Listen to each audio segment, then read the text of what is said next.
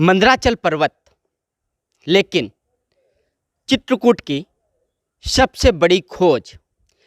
कहते हैं कि मनुष्य के मस्तिष्क में दो तरह के मस्तिष्क होते हैं, और जो मन कहा जाता है अचेतन मन और चेतन मन।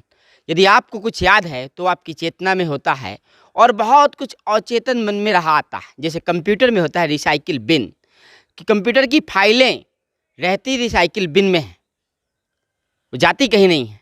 ऐसी ही एक बड़ी खोज आज हम आपके सामने लेकर के आए हैं। ये मंदराचल पर्वत है, जो समुद्र मंथन के वक्त जिसका वर्णन है। लेकिन एक जो बड़ी खोज है वो है माता महासती अनसुईया जी का प्राचीन मंदिर, जहाँ वास्तव में माता अनसुईया जी ने तपस्या की थी। और जो सती अनसुईया का महत्व है, जिस वजह से वो प्रसिद्ध है, कारण यही है कि ये वो जगह है, और ब्रह्मा विष्णु महेश को उन्होंने यहीं पर बालक बनाया था।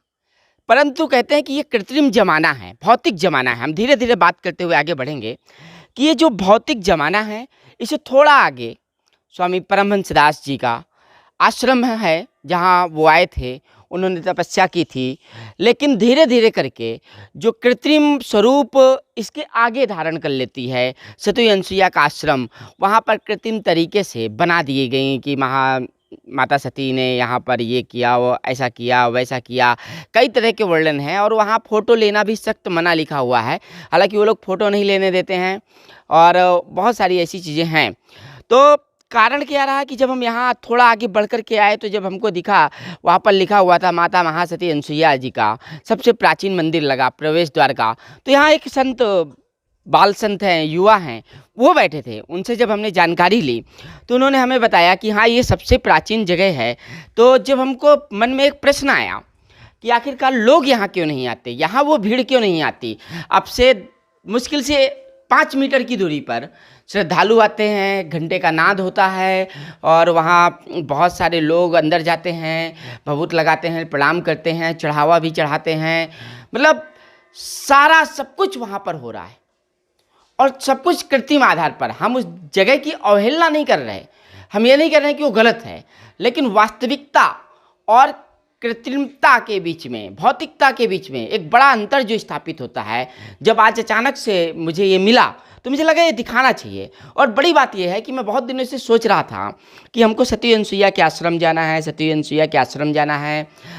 आज भी हम बैरंग वापस हुए जा रहे थे, लेकिन कहते हैं कि कुछ ईश्वरीय इच्छा होती है, कुछ ईश्वरीय विधान होता है।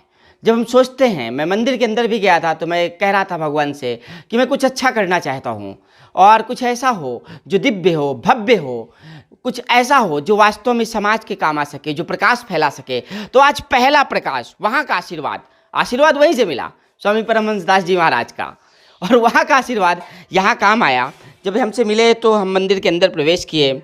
यहाँ हमें पहली बार आकर के वो प्रसाद मिला, और पहली बार देखिए भाई साहब ने चढ़ावा चढ़ाया, तो अच्छा भी लगा। क्योंकि बगल में होता है कि बहुत ज़्यादा भौतिकता के कारण से लोगों को ज्ञान नहीं है, हो सकता है कि इनको शायद वो प्रसाद, वो चढ़ावा, वो सब भी हासिल नहीं हो पाता हो।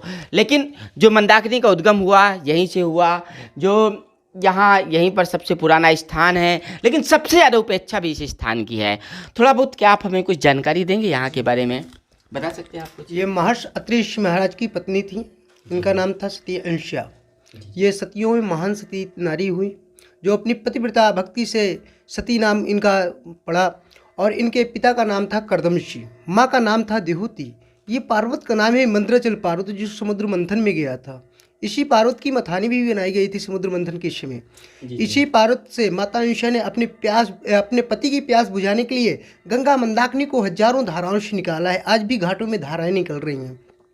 इसी जगह पर ब्रह्मा विष्णु महेश अपने पत्नियों के कहने के अनुसार माता अनसुईया की परीक्षा लेने आए।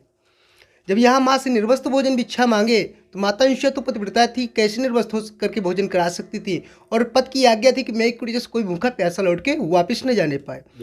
तो माता अंशा अपने पति का ध्यान करते हुए यही गंगा मंदाकिनी के जल के छींटे लगाती हैं तो 6-6 महीने के बालक बन जाते हैं। तभी कहा गया है कि माता अंशा ने डाल दियो पालना, झूल रहे 3 देव बन करके लालना। माता कभी गोद में लेती तो कभी पालने में झुलाती, मारे खुशी की फूली न समाती। जब यहाँ से वापस नहीं जाते तीनों देव, यहाँ बालक बन के पालने में झूलते रह जाते हैं, तब तीनों देवियों को चिंता होती है कि हमारे पति कहाँ रह गए, अभी तक परीक्षा लेकर के क्यों नहीं आए। तो वो नारद जी का आह्वान करती हैं। नारद जी तो सब जगह की खोज बताते ही रहते थे, मीडिया का काम ही करते थे। नारद जी बतलाते हैं कि ना वो आए हैं ना अब आएंगे, क्योंकि माता अंशा की गोद का आनंद पालने का और गोदी का आनंद उठा रहे हैं। तभी यहाँ पर तीनों देवियाँ अपने अपने पतियों को छुड़ाने के लिए आती हैं। माँ से क्षमा प्रार्थना करती हैं, अपने पति को सुहाग की भिक्षा मांगती हैं। माता अंशा बोलती है मेरे पास तो आपके पति योग्य है ही नहीं, और जो मांगेगी तो सब देने के लिए तैयार हूँ। तीनों देवियाँ बोलती हैं जय माँ, जो पालने में है यही हमारे पति हैं। माता बोलती है कृष्ण कहना सब लोग तुम्हारी हंसाई उड़ाएगा, क्योंकि 6-6 महीने के बालक हैं, आप 33 साल की स्त्रियाँ हैं, कैसे संबंध हो सकता है। अगर जो आपके पति हैं तो उठा लीजिए। जब तीनों देवियाँ देखती हैं पालने के पास जाकर के कि एक ही कद, एक ही रंग, एक ही स्वरूप के तीनों बालक, कौन है ब्रह्मा कौन है विष्णु, तीनों देवियाँ नहीं पहचान पाती।